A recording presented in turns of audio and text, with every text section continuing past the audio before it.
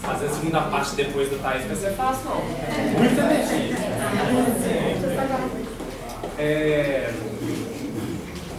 Há umas 4 semanas atrás a gente trouxe um estudo aqui que foi do Gilberto Vieira, que tem muito a ver com o início do Grupo Ismael.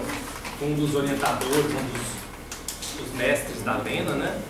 Inclusive foi ele que deu o nome do Grupo Ismael, né? Hoje ele é um médico homeopata que hoje vive no Acre.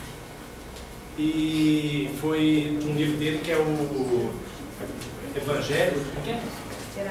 Não, Evangelho Dialético. Não é isso? E me fez muito bem. Foi um aprendizado muito bom. Eu acho que foi proveitoso, foi bastante enriquecedor.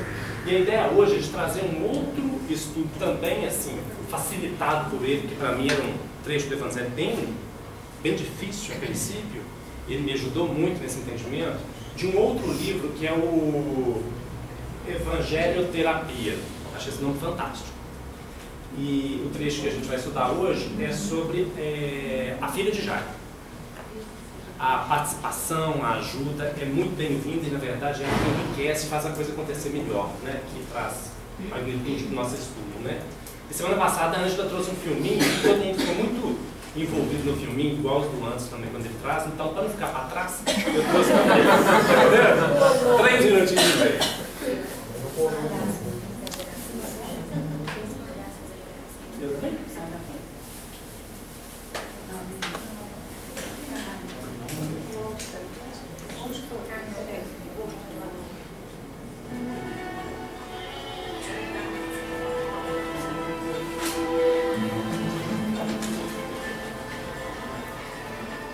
Abi, eu te suplico.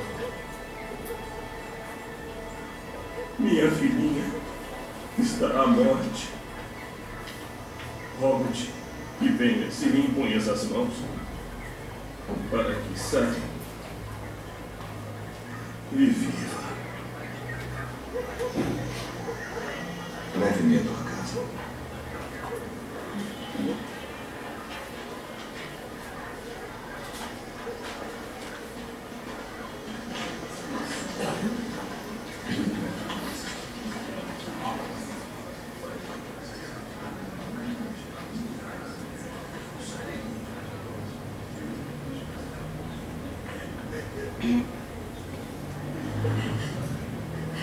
Por que vos alvoroçais e chorais?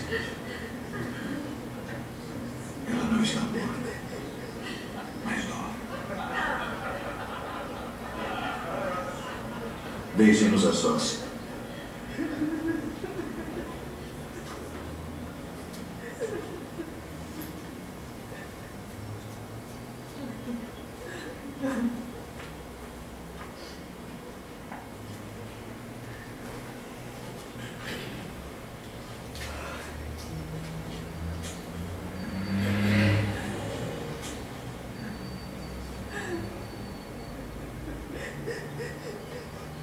Talita Kumi. Levanta-te.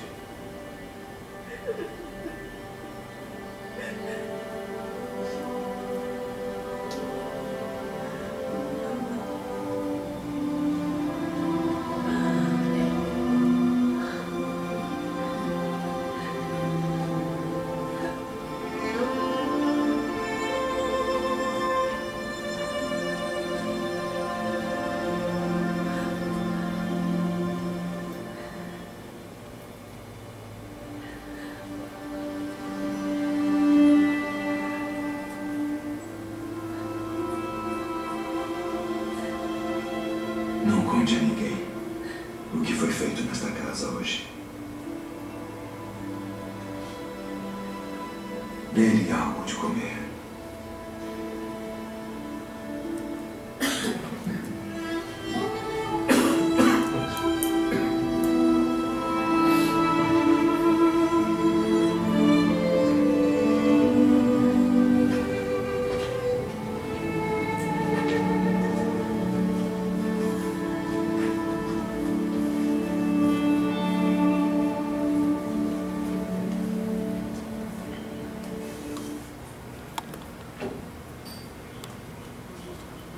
Vamos lá então, o estudo. propriamente dito.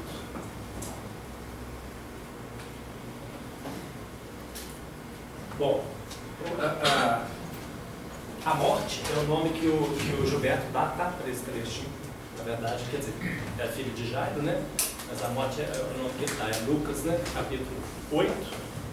São dois trechos, na verdade, 40 a 42, depois de 49 a 56. Esse intervalo aí, a gente vai falar adiante, é um trechinho que é da mulher que a gente até suprimiu, mas a gente passa rapidão, só para fazer sentido, que é da mulher que sofria hemorragia. Não dou conta de falar aqui, não, uma mulher hemorroísta. Hemorroísta. Isso. Beleza? Vamos lá?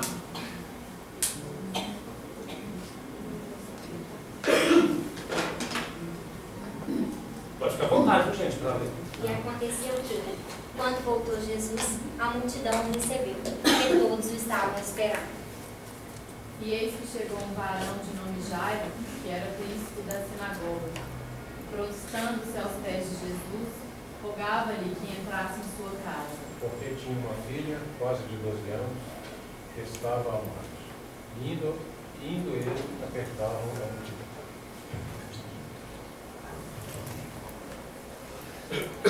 Estando ele ainda falando, chegou um dos príncipes da sinagoga, dizendo: a tua filha está morta, não incomodes o mestre. Jesus, porém, corrigiu e respondeu, dizendo: não temas, crê somente e será salvo. E, entrando em casa, a ninguém deixou entrar, senão Pedro e a Tiago e a João, e ao pai e à mãe da menina. Todos choraram e prantearam. E ele disse: não choreis, pois está morto, mas morto.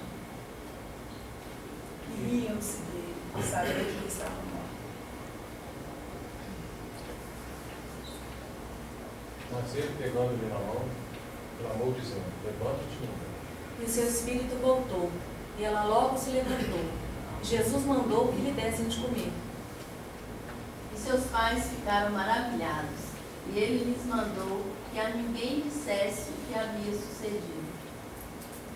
Beleza? A proposta, gente, hoje é da gente estudar versículo a versículo, trazendo aquilo que vai além do literal. Porque o literal em si já é belíssimo, né? O próprio filme é muito bonito, né? Então, vamos lá. E aconteceu que, quando voltou Jesus, a multidão o recebeu, porque todos o estavam esperando. Já é um linguajar comum para a gente aqui falar sobre a multidão, né? Mas talvez nem para todos, né? Vocês podiam ajudar aí. O que seria a multidão para a gente, no nosso entendimento atual? Oi? Viver no mundo. Viver no mundo, a humanidade. É material. O material, não é isso? Material, Ou seja, aqueles impulsionados ou arrastados pelas forças das coisas ou das circunstâncias, distanciados da ideia de que toda experiência vivida tem causa e objetivo. Ou seja, só no aqui e agora, no tal hedonismo, né, que importa essa vida mundana, transitória aqui, e os valores mundanos, materialistas e que tem realmente valor, não é isso? E quando voltou Jesus? Pois é, aí começa, né? E quando voltou Jesus? Jesus voltará?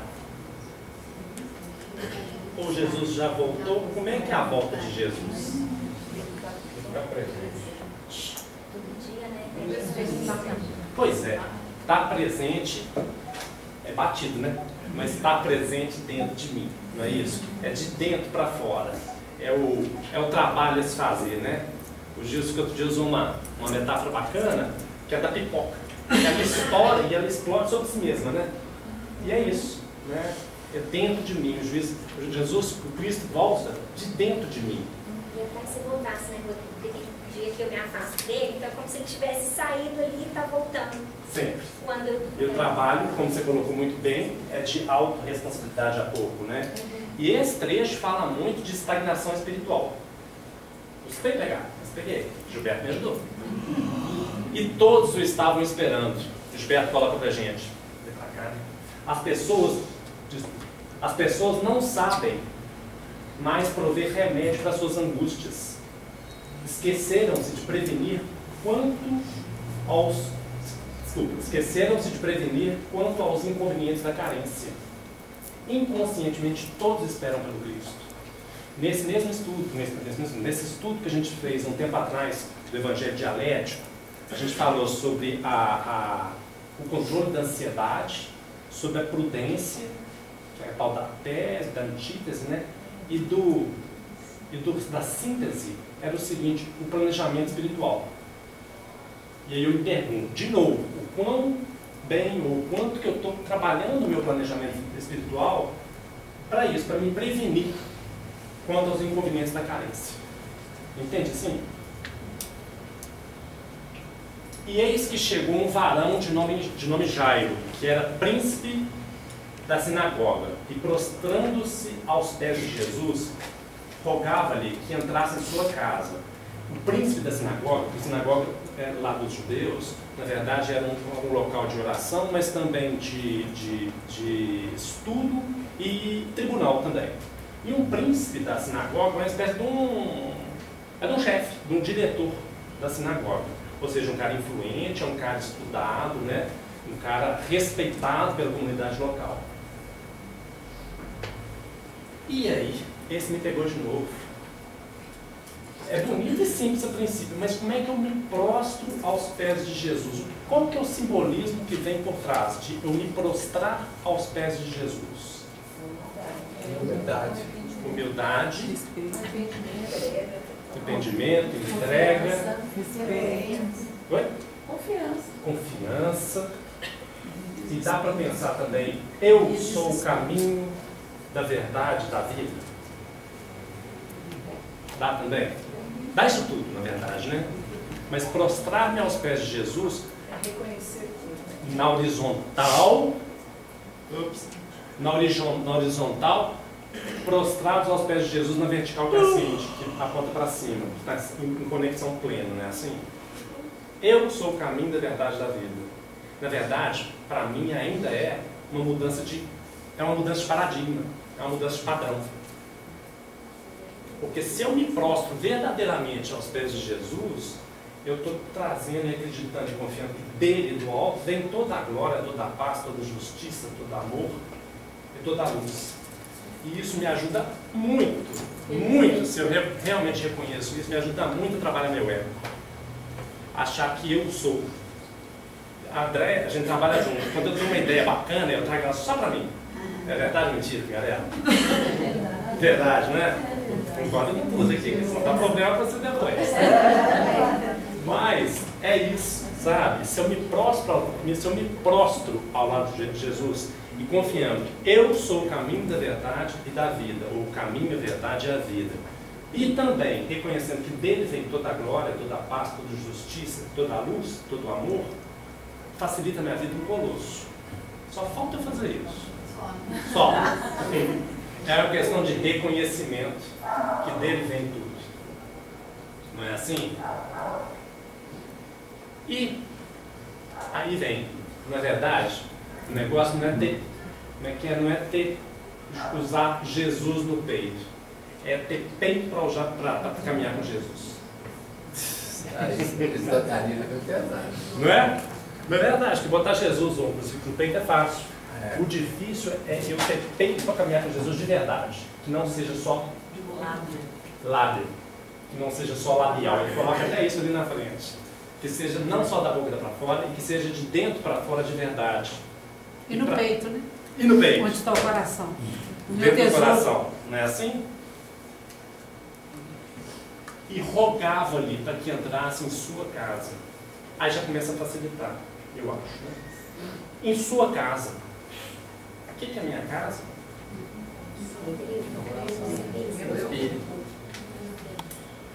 Rogava-lhe, eu tenho que rogar, eu tenho que pedir com força.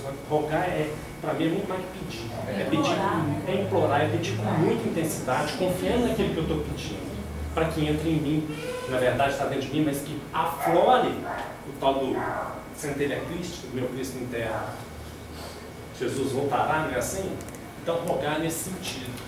Aí eu pretei também um trechinho do Frajado, e aí comecei a ler Jesus terapeuta do Cláudio Frajado, estava lendo também o Evangelho terapia do Gilberto. Só que na hora que eu vi, o Fajardo usa o bico do Gilberto o tempo todo, então está contido no outro. Muito legal. Sério? Bacana.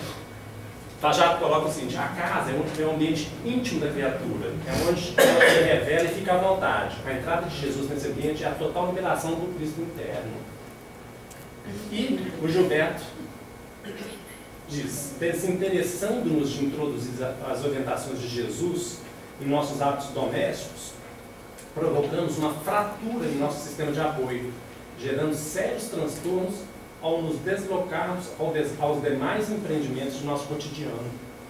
Ou seja, se eu não trago Jesus para o meu íntimo, para a minha casa íntima, se eu não permito a entrada dele de forma verdadeira, de dentro para fora, e pratico isso não só labial, eu estou provocando uma fratura.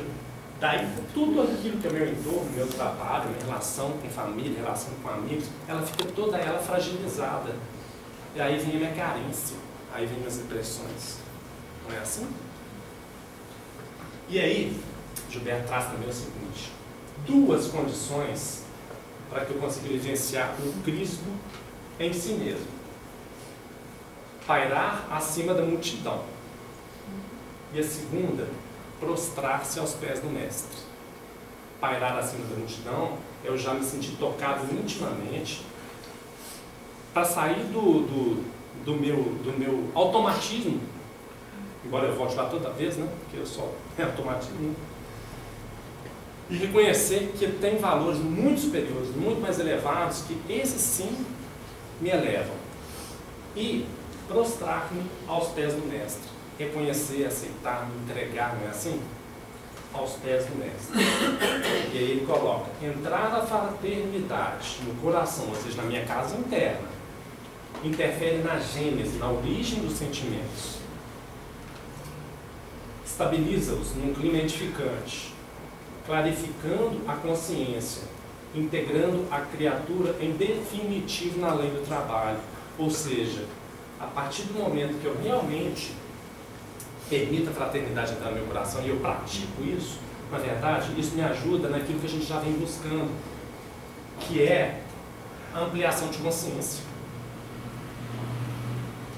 Eu adoro pensar em ampliação de consciência, em pensar na evolução darwiniana, sabe? Que era lá atrás uma alga, um organismo monocelular, aí fui evoluindo, aí virei um peixe, depois um réptil, um anfíbio que saiu da água, e a coisa foi evoluindo, né? Depois um homem pré-histórico, um mamífero, um homem pré-histórico e um homem moderno, um erectus, né? Assim. Olha o quanto de expansão a cada passo que nós vemos, que a gente deu, o quanto de expansão de consciência. E como é que agora, já seres conscientes, né? Semana passada a gente conversou aqui, a Ângela trouxe para a gente a questão a história de João Batista, não é assim? É preciso que eu diminua para que ele cresça. Ou seja, a personalidade já desperta, já consciente, diminuindo para que a consciência se amplie, a consciência crística se amplie. É o Cristo, né? E aí que vem, super legal. Porque tinha uma filha, quase de 12 anos, que estava à morte. E indo, ele apertava a multidão. Aí eu me perguntei, eu leio e fico me contento para não ir adiante, né? Primeiro, uma filha de quase 12 anos. Não tem nada no Evangelho que não tem um simbolismo mais profundo. Tem uma palavrinha ali que não tem um simbolismo, né? 12. Snap. 12. Como é que é? 12 apóstolos, 12 símbolos, 12 longínquos, 12 meses, né? Assim. Oi? 12 trabalhos de Hércules. E por aí vai, não é? Da numerologia. Numerologia, pois é. 12 é o seguinte: é o 1, eu, seguido do 2, e aí vem uma sequência. Não é assim? 1, 2, 3, 4. Ele traz uma noção de primeiro comigo e depois angariando e formando o sentimento do aprendizado em grupo. 1, 2, 3, 4, 5, ou seja, é a continuidade. É o grupo. Essa aí foi com a gente dos universitários. Essa foi. Mas aqui, deixa eu te contar um negócio. Lena Duarte já trouxe isso pra gente lá atrás. Então me despertou, descobri da onde, entendeu? Não é, Lena? 12 é muito simbólico. Aliás, Bruna, foi quase tudo com ajuda, viu? Vou para não dizer tudo. Oi? Nossa, quem nasceu quando a gente trouxe esse texto lá na outra casa, nós encenamos. Bacana. Encenamos. Essas pessoas Bacana. uma mesa e aceitada, era a filha de Jair. Eu fiquei sabendo, foi legal mesmo. Eu não participava Jesus Suzenta. Quem que era Jesus? Não tinha que era, Liane. Eu acho que era Sidoca, né? Não, a Cida era a mãe. Era a mãe Na... Tinha Jesus. A filha de Jair era a mãe. Murilo, velho. Murilo, qual Murilo foi Jesus? Murilo me ligou ontem. Super legal. Ligou ontem. Um abraço para todo mundo. E aí é o seguinte. Tem foto, eu vou trazer para vocês verem. Abraço lá. E aí, gente, quase 12 anos. Quase 12 anos. Então é uma mudança de eon. É uma mudança de ciclo. Que nós estamos indo para ele, viu? E apertava-lhe a multidão. Pois é. Olha só, na hora que a gente traz o simbolismo do Cristo interno, da centelha crística, né, da volta do Cristo que está dentro de mim, né, Thaís? Apertava-lhe a multidão. Que danada de multidão que é essa aqui agora, trazendo a referência para dentro de mim? As coisas do mundo estavam sufocando aquela mudança de ciclos. Pois é, falando internamente, que coisas do mundo dentro de mim que sufocam o meu Cristo? Preocupações do mundo. Preocupações com as coisas do mundo. Coisas materiais, né? Pois é. Dinheiro. Ampliando, eu acho que a gente podia dizer a minha vaidade, o meu egoísmo, o meu orgulho, a minha arrogância, as minhas intolerâncias, os meus medos, principalmente os meus medos que abafam, que amortecem meu Cristo interno, o tempo todo, na verdade, acho que está aí originando tudo isso que a gente está falando. A passagem, a volta. Entende? Esse simbolismo muda bastante o entendimento. Então, porque tinha uma filha de quase 12 anos, mudança de eon, mudança de ciclo, que estava à morte.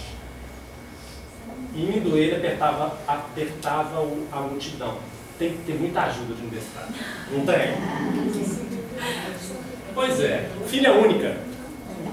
O que quer dizer? Da onde, pelo menos o entendimento de ambos, né, do Fajardo, principalmente do Gilberto, da onde? O que quer dizer a filha única? Vai ganhar um doce. Você está de dieta, né? A missão não vai responder porque está de dieta. Eu já tenho resposta. Seria o bem mais precioso, né? Olha, a Cissa já trouxe, a Cissa já deu muito. Presta atenção. Madá, presta atenção, Madá. Como é que é, Cissa? Seria o bem mais precioso. O bem mais precioso. Filha única. E olha que relação de pai com filha tem duas, hein? Ela é fortíssima, né? Imagina filha única. O bem mais precioso. Qual que é o meu bem? Como é que é? O único bem precioso. Você, né? Você mais 16, né? Qual que é o meu bem mais precioso? Qual que é o bem de cada um? O bem mais precioso que cada um tem? Nossa, a própria vida. A própria vida. E aí ele completa tudo o que sai de mim, exceto os filhos da carne. Porque doce dos André Arthur não está aqui hoje, não, né? Pois é. Meus filhos, né? Não são meus filhos, são filhos da ânsia da vida por si mesma, não é assim? Tá ruim, Vanessa? Ou seja, tudo que sai de mim e tudo que eu produzo torna-se um apêndice meu. Porque as consequências voltam às origens. Tudo que eu falo, tudo que eu penso, todas as minhas atitudes, todas as minhas emanações vibratórias são todas minha filha, são todas minhas filhas. E essa é a filha que é a vida. Facilitando, não tá? Pois é. Tá. Agora aqui. Então, até aqui, até nesse versículo, porque tinha uma filha de quase 12 anos que estava à morte, e indo ele apertava uma multidão. Só para não passar batido, gente, é o seguinte, aqui os 3 sinóticos aí são Marcos, Mateus e Lucas, não é isso? Né? João não, né? Aí os 3 colocam o seguinte, aqui, nesse trechinho, entra a história da cura da mulher hemorroísa, que tem hemorragia, que tem um fluxo de sangue contínuo, que há 12 anos, há quase também 12 anos com hemorragia, que é um fluxo contínuo de perda de vitalidade. E aí, depois eles prosseguem como a gente vai prosseguir aqui, só para não ficar desconexo, né? No caso de Jairo, ele está trabalhando a interiorização, ou seja, para dentro da sua própria vida. E no caso da mulher, foi hemorragia? É uma modificação apressada. Vocês lembram como é que era? Ele está caminhando no meio da multidão, indo para a casa de Jairo, aí alguém me tocou, alguém tocou na minha veste, não é isso? Senti saindo de mim virtude. Ou seja, ele sentiu aquela carente de virtude, e também com virtude, já, como o Thais colocou para a gente também aqui no início, em função de tanto sofrer, de tanto utilizar um instrumento, o burilamento do sofrimento para seu autodesenvolvimento, desenvolveu virtude também. Então, na hora que ela toca em Jesus, a emanação de virtude é percebida. E aí ele toca a cura e sugere no final, vá e não peques mais. Não é assim? Que é a cura da mulher com hemorragia. Mais fácil, né? E aí continua então. Estando ele ainda falando, chegou um dos príncipes, lá, amigo lá do Jairo, né? Um dos príncipes da sinagoga dizendo, a tua filha está morta, não incomoda o mestre. O que é que a gente pode trazer desse pedacinho daqui? Nós estamos falando então de prostrar-se aos pés de Jesus, buscar a verticalização, buscar a espiritualização, buscar os bens perenes e realmente valiosos, né? E aí vem uns, ou um que fala assim, não mexe com esse trem não. Cai fora. Como é que é? Pensamento da multidão. Basta, não dá tempo. Negativo, Foi pessimismo. Agora é tarde, exatamente, Natália. Agora é tarde. De que adianta agora? Deixa esse trem pra lá. Tem muito mineiro lá, né? Deixa esse trem pra lá. Pecados irreparáveis, uma inexistência inútil. Se é que alguém um dia poderia dizer que existe uma inexistência inútil. Ou seja, o pecado tão irreparável que não tem aí a ação crítica para poder reparar aquele dano. Não é assim? É um julgamento aí, né? É um julgamento. É um padrão mundano. Deixa para lá. De Para que eu apreciação vou? Não do... perde tempo com esse trem de evangelizar, não. De evangelização espiritual. Não mexe com isso nada. Que é o pessimismo, que é o mundanismo. É a multidão. É a multidão. E aí me demanda muita atenção, muita vigilância para não cair nele. Eu que o digo. E se não incomodes o mestre também, é uma coisa bem subreptícia, né? Mexe com ele não. Pois é. Mexe com ele não. Não traga ele para o seu interior. Que é a questão de ter peito de andar, não é ter no peito, é de ter peito de andar com Jesus. Que é a questão de peito no mundo do relativo que a gente vive, é um desafio danado, né? Pelo menos para mim, não sei se é para você. Eu lembro de um estudo que a gente já fez aqui também sobre a questão de incomodar, em que vários depoimentos eram semelhantes no sentido assim, tem hora que eu quero muito ficar pedindo, mas eu peço um tanto de coisa, e aí eu não fico incomodando Deus, e tipo, a desculpa que eu dava pra mim mesma, né, era falar assim, não, você não vou pedir não, tá bom, já pedi um tanto de coisa, e aquela responsabilidade que você falou no início, de você fazer a ação, né, que a Thaís também trouxe, que a mudança é de dentro para fora, né, é uma atitude pessoal, individual de cada um, ficava nessa de, não, já pedi muita coisa essa semana, esse aqui eu não vou pedir não. Não vou incomodar mais não. Mas aí eu fazia também, ali ainda faço, né? Em vez de ficar pedindo toda hora, eu fazia um pacotão, entendeu? Aí, uma pesada só. Rodrigo, Ei, Vanessa. eu estava buscando aí, nas vozes, na hora que ele fala isso, nas vozes, eu lembrei da multidão apertando. A multidão aí está apertando.